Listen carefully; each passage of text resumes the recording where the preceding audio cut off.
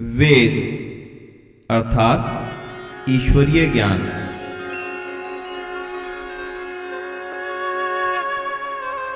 वेद इस संसार में उपलब्ध ज्ञान विज्ञान के आधार स्रोत हैं तथा जीवन के प्रत्येक पक्ष के विषय में हमें उपदेश देते हैं।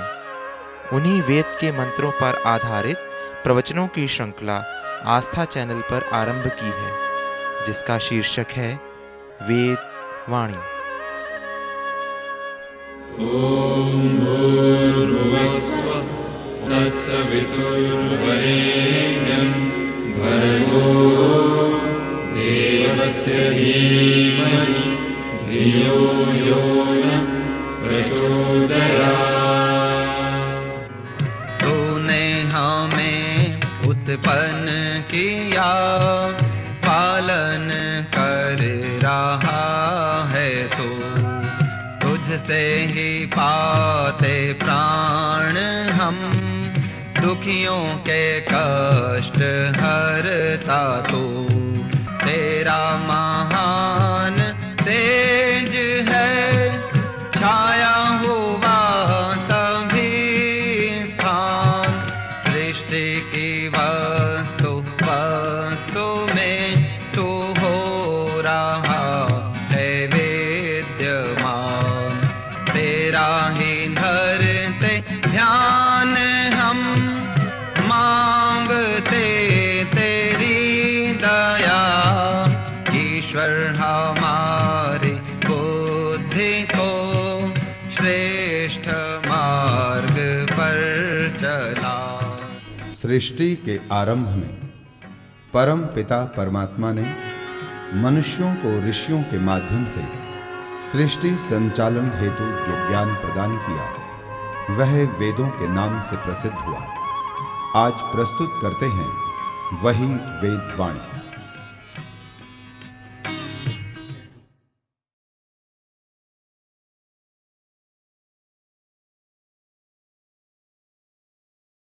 ओम यो भूतं च भव्यं च सर्वं यश्चाधितिष्ठति स्वर्यस्य च केवलं तस्मै ज्येष्ठाय ब्रह्मणे नमः। आदरणीय मातृशक्ति तथा धर्म प्रेमी सज्जनों, वेद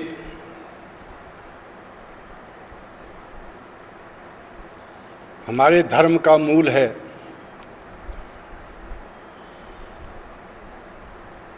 यह ईश्वरी ज्ञान मानव मात्र के कल्याण के लिए दिया गया, जिसकी चर्चा वेद वाणी पर हो रही है।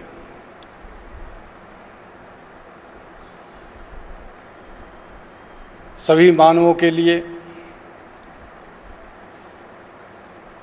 वेद दिया गया। इयं कल्याणीं वाचं आवदानी जनेभ्य। परमपिता परमात्मा कहते हैं कि मैंने यह वाणी मनुष्य मात्र के लिए दी है। हम वेदों के सही उपासक कैसे बन सकते हैं? महर्षि स्वामी दयानंद जी महाराज ने वेदों को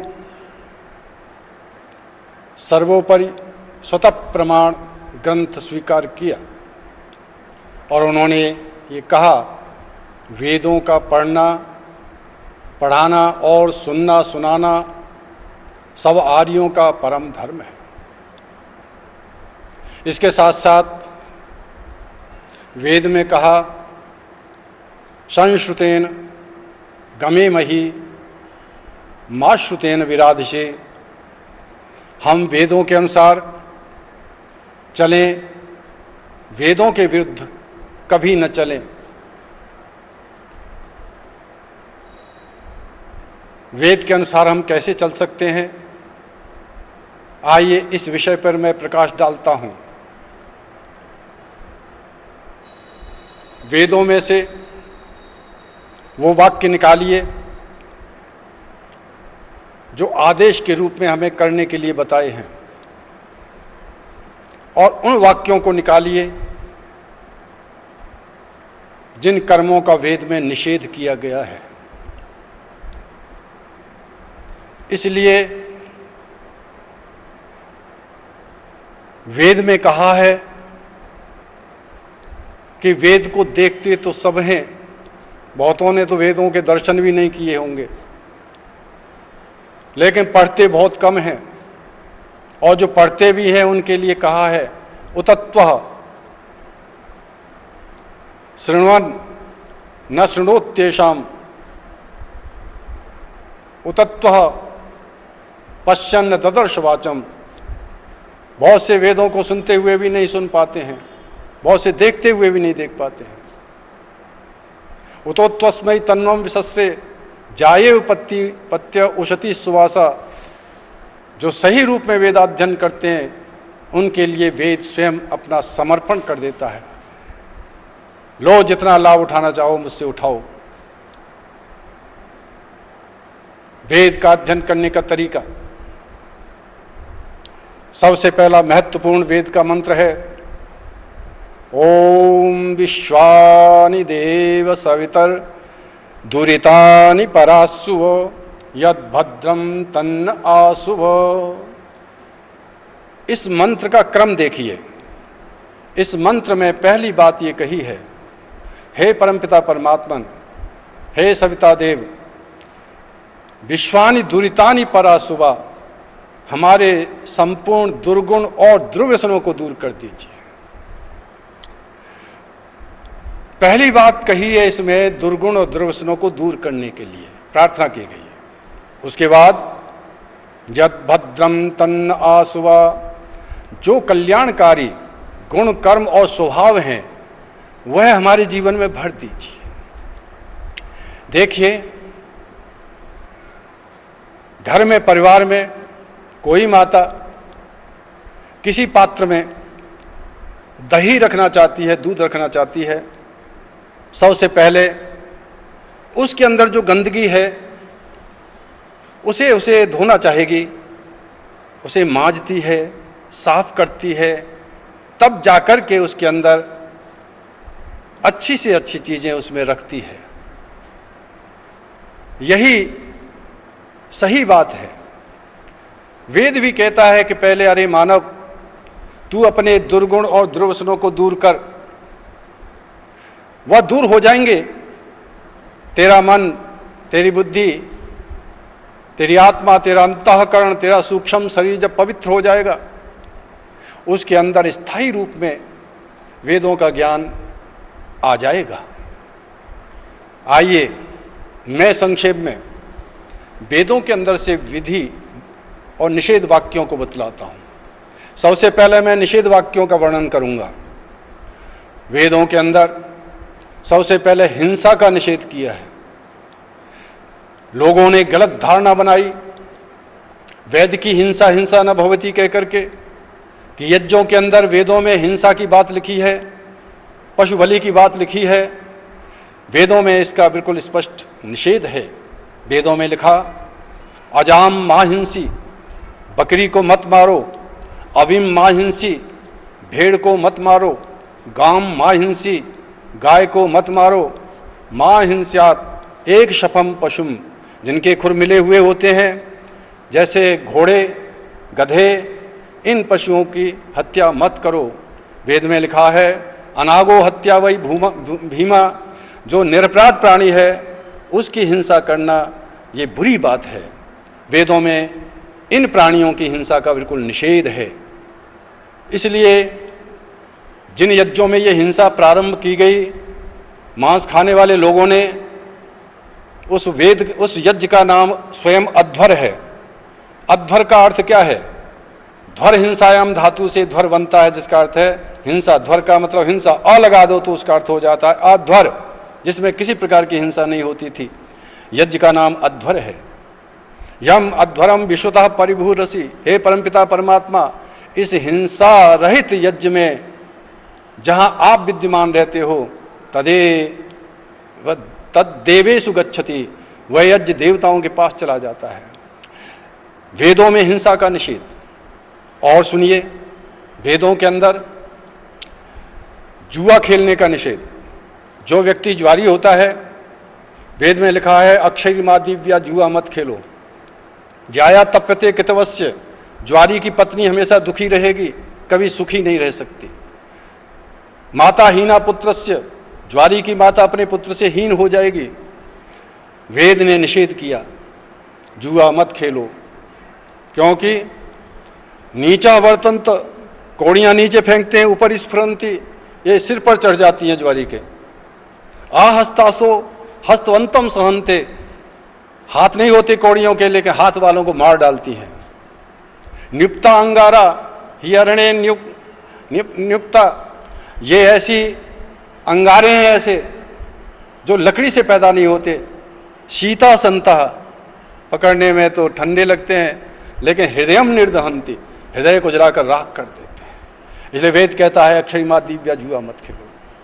इस प्रकार निषेध करता चला गया वेद। वेद कहता है कि तुम स्वादियो यद अधिगवम क्षीरम, गाय का जो दूध है वो तो बड़ा स्वादिष्ट है, लेकिन मांसम तदेव नाशनीयात, उसका मांस मत खाओ। वेद में मांस का निषेध है। ये खादंति गर्भान केशवान तानितो नाशयामसी, जो अंडे खाते हैं, गर्भ का मतलब अंडे, ये खादंति गर्भान केशवान। और जो चूजे खाते हैं मुर्गों के, कहते हैं ऐसे व्यक्तियों का तो विनाश करो। ये भी, इसका भी निषेध वेद के अंदर विद्यमान है। वेद में शराब पीने का बिल्कुल स्पष्ट निषेध है। वेद के अंदर एक स्थान पर लिखा है, अथर्ववेद में, यथा मांसम यथासुरा यथा अक्षा परिदेवने यथा स्त्रियाम विषण्यते मना निहन्यते। जो व्यक्ति शराब पीता है, जो व्यक्ति मांस खाता है, जो व्यक्ति व्यभिचार करता है, उस व्यक्ति का मन मर जाता है। माने ऐसा व्यक्ति आध्यात्मिक क्षेत्र में उन्नति नहीं कर सकता।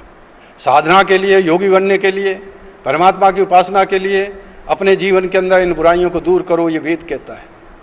वेद के अंदर मंत्र है, सप्त मर्यादा कवयास्तक्षु तासाम एकम इत अभ्यंग रोगात। उस परमपिता परमात्मा ने हमारे जीवन के लिए 7 मर्यादाएं बनाई। मर्यादा क्या होती है?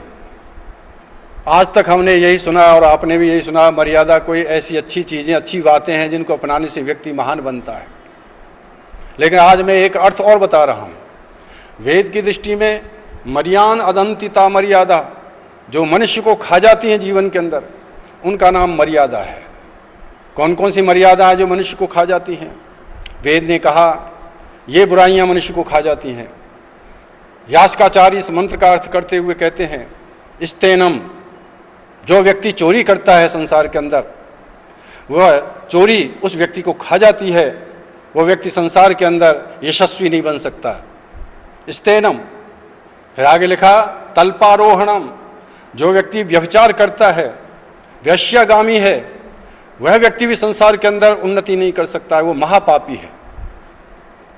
वेद के अंदर सुरापानम, जो शराब पीता है, वो शराब पीने के कारण महान पाप करता है।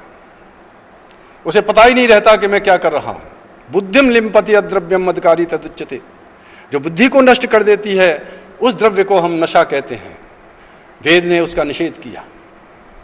वेद ने कहा भ्रूण हत्या, जो गर्भ में ही बच्चे को मारता है वो महापापी है। जो स्त्री अपने गर्भ में ही अपनी बच्चे को मारती है, चाहे वो लड़की है, उसको मारती है, वो पाप है। क्यों? गर्भ में वो जो बच्चा आया है, वो जीवाणु जो आया है, वो जीवात्मा जो आई है, वो प्रारंभ से आई है उसके अंदर। मरने के बाद जीवात्मा पिता के अंदर गई, पिता से माँ के भीतर गई, वो जीवात्मा वो प्रारंभ से है। और वह उसका शरीर बन रहा है धीरे धीरे। और उसकी जो हत्या करती है माँ, समझ लो वो हत्या का पाप उसे पूरा लगेगा। जैसे किसी बड़े व्यक्ति को मारना पाप है, वैसे ही गर्भ के छोटे से बच्चे को मारना उतना ही बड़ा पाप है। और उस पाप का फल भी मिलेगा। भ्रूण हत्या भी वेद की दृष्टि में पाप है, उसे नहीं करना चाहिए। वेद कहता है ब्रह्म हत्या, जीवन में किसी महान पुरुष की हत्या करना भी पाप है। किसी महान व्यक्ति की, महापुरुष की हत्या करना, जहर दे करके मारना, सुकरात को जहर दे करके मार दिया, शंकराचार्य की हत्या कर दी गई, महर्षि स्वामी दयानंद को जहर दे दिया गया, स्वामी श्रद्धानंद की हत्या गोली मारकर कर दी गई, पंडित लेखराम की छुरा मारकर हत्या कर दी गई। विश्व के अंदर जो महान पुरुषों की इस प्रकार की हत्याएं हुई हैं, वेद कहता है कि ये भी महापाप है। पता नहीं उस महान पुरुष के द्वारा कितने कार्य और होने थे, आगे चल करके तुम बीच में उनको समाप्त कर देते हो, तो ये महापाप करते हो। वेद आगे कहता है 7 मर्यादाओं में, दुष्कृतस्य कर्मणः पुनः पुनः सेवनम, बुरे काम को बार बार दोहराना भी महापाप है। संसार में सुधार कब होता है? जो व्यक्ति बुराई करता है, बुराई का पता चलने पर कि वास्तव में मैंने बुराई की है, अपना अंतःकरण भी भीतर से कह रहा है कि मैंने बुराई की है, और उसको छोड़ने के लिए तैयार हो जाता है कि आगे से मैं नहीं करूँगा, ऐसे व्यक्ति का तो उद्धार हो सकता है। बार बार दोहराता है अपनी बुराई को, बार बार जीवन भर दोहराता रहता है उन बुराइयों को, ऐसे व्यक्ति का तो उद्धार कभी हो ही नहीं सकता है। फिर वेद कहता है 7वीं मर्यादा है पातके अन्यतोद्यम, पाप करके झूठ बोलना। एक तो पाप किया और पाप के साथ फिर झूठ बोला साथ साथ में, तो डबल पाप किया। आज भारतवर्ष के अंदर ही नहीं, विश्व के अंदर मैं समझता हूँ वेद की इन मर्यादाएं, जो मर्यादाएं वेद में बतलाई हैं, ये बुराई सारे विश्व के अंदर कितनी बढ़ गई। आज विशेषकर हम भारतवर्ष की बात करें, अपने देश की बात करें, तो अपने देश में आज वेद के विरुद्ध ये बातें चल रही हैं। चोरी कितनी बढ़ गई, ऊपर से लेकर के नेता से लेकर नीचे तक ये चोरी चोरी, यथा राजा तथा प्रजा। राष्ट्र के अंदर बुराइयां, पाप बढ़ गया हमारे राष्ट्र के अंदर, परिवार के अंदर। और तल्पारोहणम, व्यभिचार कितना बढ़ गया। और ये भारतवर्ष के अंदर 40 लाख वेश्याएं इस समय काम कर रही हैं।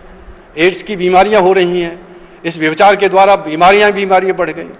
आज भारतवर्ष के अंदर शराब की नदियां बह गई, जहां दूध की नदियां बहती थी, आज शराब ही शराब। और शराब के पीने से कितने बलात्कार हो रहे हैं, शराब के पीने से कितनी बुराइयां हो रही हैं, व्यक्ति का जीवन नष्ट हो रहा है। आज भारतवर्ष के अंदर आज जहाँ देखो वहाँ झूठ का बोलबाला, कोई सच्चाई पर चलना नहीं चाह रहा है। इन बुराइयों के कारण